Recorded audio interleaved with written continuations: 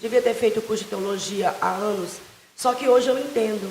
Eu acho que tudo isso foi um preparado de Deus mesmo para esse tempo. Por exemplo, há poucos dias eu até ministrei na igreja, eu falei sobre isso, sobre a forma como os filósofos, ele trata o pecado. Né? Por exemplo, os filósofos, eles ensinam que o pecado não existe. E isso eu não estou falando porque eu ouvi alguém falando. Eu estou falando porque foi na faculdade, diante de estudando os filósofos, eles abordaram, eu vi. Na faculdade de teologia mesmo ou outra? Não, foi na faculdade que eu estou cursando agora, que é de letras. Tá. E lá eles realmente falam, eu esqueci o nome do filósofo agora, que eu não sou bom para gravar. Mas ele fala que ele tenta tirar essa ideia de pecado, porque pecado não existe. Porque, primeiro, eles não acreditam que Deus existe. Então, se Deus não existe, o que é pecado? Pecado é você errar o alvo, é você errar contra Deus. Então, se Deus não existe, eu não errei. E uma outra coisa que eu achei muito interessante que eles falam, e causa uma certa revolta na gente, porque eles falam assim que pecado, ele é uma... Tipo assim, é tipo um peso, eu não estou achando a palavra correta nesse momento, que uma sociedade coloca sobre o outro. Então, eles ensinam, pecado não existe. Pecado é um peso que uma sociedade coloca sobre você. Aí uma criança, uma adolescente, ela vai para a escola e ouve isso, ela chega em casa e quando o pai fala, não, filha, você não pode fazer isso, porque isso é pecado. Aí ela vai colocar uma sociedade opressora. Eles ensinam que é realmente uma sociedade opressora. Então, quando o pai, um professor de escola dominical, um pastor, ele fala sobre pecado, um jovem, um adolescente que não está enraizado na palavra, ele vai olhar e pensar, é verdade. O que é a classe opressora? É o pastor. O que é a classe opressora? É o meu pai. O que é a classe opressora? É o meu professor da escola dominical. Você acha que esse povo é comunista? Eu acredito que sim. Já teve... Geralmente eles não falam muito deles. E até se você for pesquisar, tem muito pouco. Eu tive um professor, né, de filosofia mesmo, um dos que falavam sobre isso. Pensa num professor bom. Você tem prazer em ver a aula, de assistir a aula dele. Ele senta assim e explica com perfeição. Na hora de fazer prova, você não tem nem que ler o conteúdo. Ele consegue inculcar mesmo na sua cabeça, entendeu? Mesmo que você não concorde, você entende tudo aquilo que ele está explicando. Mas você vai pesquisar um pouquinho, porque eu sou curiosa, eu gosto de biografia. Você vai pesquisar um pouquinho a vida dele e você não acha nada sobre ele. Nossa, Deus. Sério, meu, ele fica escondido. Você tinha falado comigo uma vez, não sei se você quer tocar nesse assunto, você tinha falado a respeito da época, do período militar no Brasil e como alguns pastores, eles lidaram com isso, né, com o comunismo. Você lembra disso? Sim. Que você aprendeu na faculdade, não foi? Sim, eu fiquei um pouco chocada, porque, tipo assim, claro que foi um tempo muito difícil para o Brasil, mas o que mais me chocou foi saber que muitos líderes, pastores, eles entregavam os jovens que eram comunistas da sua igreja. Você entregaria se fosse pastor? E eles estavam errados, mas assim, eu acho que não cabe no papel do pastor. Eu acho que a gente olha para o pastor, quando você pensa em pastor, primeira coisa, você pensa em amor, você pensa em cuidado, né? Eu acho que, eu não sei, é muito fácil a gente julgar e a gente falar tudo de fora da situação. Mas eu acredito que talvez sentar e ter uma conversa resolveria, mas eles entregavam seus próprios membros. É difícil porque, por exemplo, na sua opinião, comunismo é pecado? Na sua opinião, ser comunista? Porque deve ter comunista na igreja, você sabe disso, né? Sim. Eu não acredito. Você acha que tem comunista na igreja, Danilo? Eu acho que não combina. Você acha que tem comunismo, Danilo Faria? Na igreja? Tem comunista na igreja? Porque aquele pessoal que coloca bandeira vermelha no carro, na bicicleta, esse povo é comunista?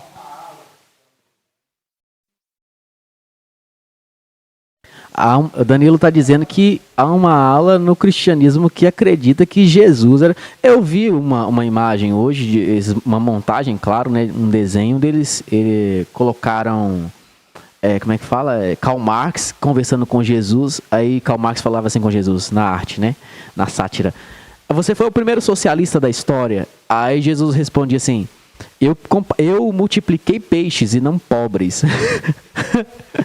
Mas o que acontece? Eu não concordo, eu acho que não combina o comunismo com o cristão. Agora, por exemplo, eu tive uma disciplina na faculdade a teologia da pós-modernidade. E foi uma disciplina que me machucou muito. Eu fiquei muito vidrada nela. Inclusive o Valério falou assim, Clésia, não invoca, não. E eu até falei com ele, assim, não, Valério, eu acho que é para esse tempo que Deus permitiu eu fazer, para me ver essa matéria. Como é que é pós-modernidade? O quê? A teologia da pós-modernidade. Ah, tá. Uhum. E ela fala justamente sobre isso. O que é? Ela fala sobre você colocar Cristo ao seu critério. Por exemplo, eu sou feminista. Então eu vou pegar os versículos bíblicos que mais encaixa no feminismo e vou colocar ele ao meu bel prazer. Você transforma Cristo em feminista também. Isso, para satisfazer os meus desejos. Ao invés de eu me parecer com Cristo. Me parecer com as minhas vontades e meus desejos. E, sinceramente, é realmente o que a gente está vivendo. Essa teologia da pós-modernidade, ela mostra realmente o que está acontecendo no mundo. Porque não tem um tempo que fala assim, não, já começou a pós-modernidade. Vai entrando, né? Fala sobre a geração líquida, da geração que ela é moldável, que não tem identidade própria, ela muda a qualquer momento. E eu gosto muito de falar sobre isso. E outra característica também da pós-modernidade é a questão do você não ter tempo, você é muito pragmático, você quer tudo muito rápido. Você vai procurar um vídeo, por exemplo, falando sobre a reforma protestante. Deixa eu ver um vídeo aqui sobre a reforma protestante. Geralmente as pessoas de hoje, elas pegam os menores, os mais rápidos. Os reels, isso, os shorts. Rapidinho. Então, tipo assim, como é que você vai aprender sobre a reforma protestante vendo um vídeo de 5 minutos, 7 minutos? Você vai ver muito por alto. Aí, inclusive, nessa disciplina da pós-modernidade, fala que o pregador hoje, se ele quiser ser conhecido, se ele quiser ter êxito com o seu público, ele não pode falar mais do que 20 minutos. Ele tem que resumir a mensagem. Será que a gente já falou mais de 20 minutos aqui nesse podcast, hein? Eita! Paciência e nos assistam. Ele fala que tem que ser muito rápido, o seu sermão tem que ser muito rápido.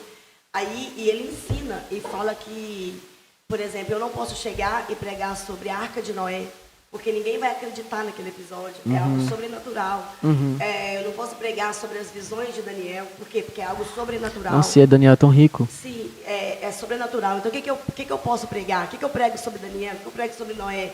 Eu vou pegar só as lições dele. A lição de obediência. Só essas lições que você vai passar. Por quê? Porque você não pode comprovar. É algo sobrenatural.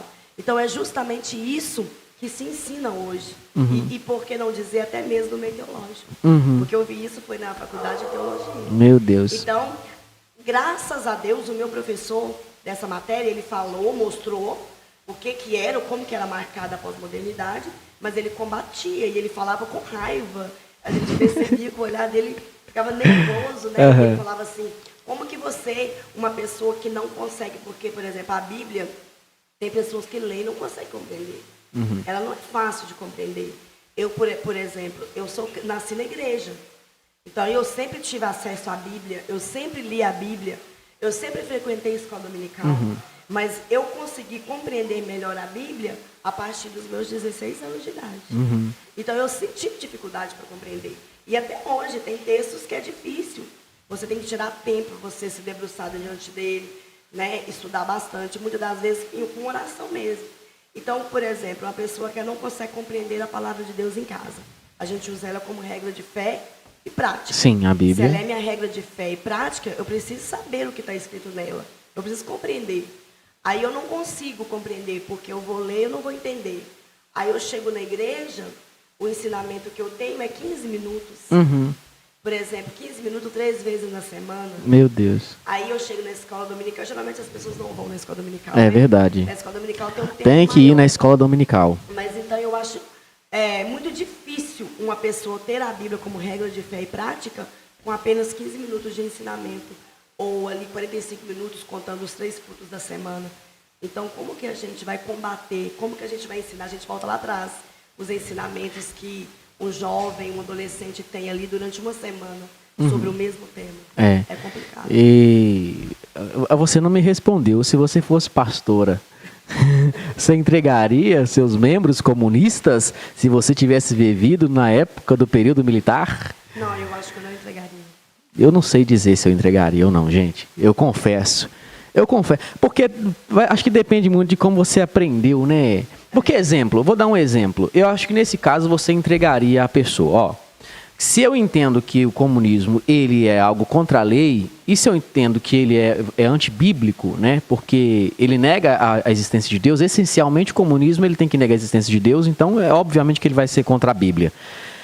Eu entendo então que ele é pecado. Da mesma forma que o camarada tá dentro da igreja ali, caso ele bata na mulher dele, e eu acho que eu entregaria também a polícia. Eu incentivaria, você não? A esposa, tipo assim, a denunciar o cara. Sim, cada caso é um caso. Por isso que eu falei que é muito difícil, porque É a gente difícil. não estava naquela situação, né? Aham. Aí, mas sabe que eu acho tão estranho, porque, tipo assim, você pensa no pastor, você tem o símbolo do amor, do cuidado, Não, com certeza. Então, eu acho meio complicado. Não, antes de denunciar, com certeza ia ter uma conversa, né? Conversar com a pessoa, olha, isso aqui não é assim, não combina com a sua fé, né? É porque, geralmente, esses artigos que eu li, que eu estudei, fui até para a faculdade também, sobre, na época do comunismo, eles foram presos e lá dentro da cadeia que eles descobriram quem que tinha denunciado eles. Ai, meu Então, Deus. eu acho que é um choque, entendeu? Porque eu acho que ninguém espera. Você sabia disso, Tiago? Que os pastores brasileiros denunciavam seus membros comunistas para o sistema militar? Você sabia disso? Quando eu descobri isso, eu fiquei, meu Deus. Tem coisa que parece que acontece só lá na Europa, né? Acontece no Brasil também.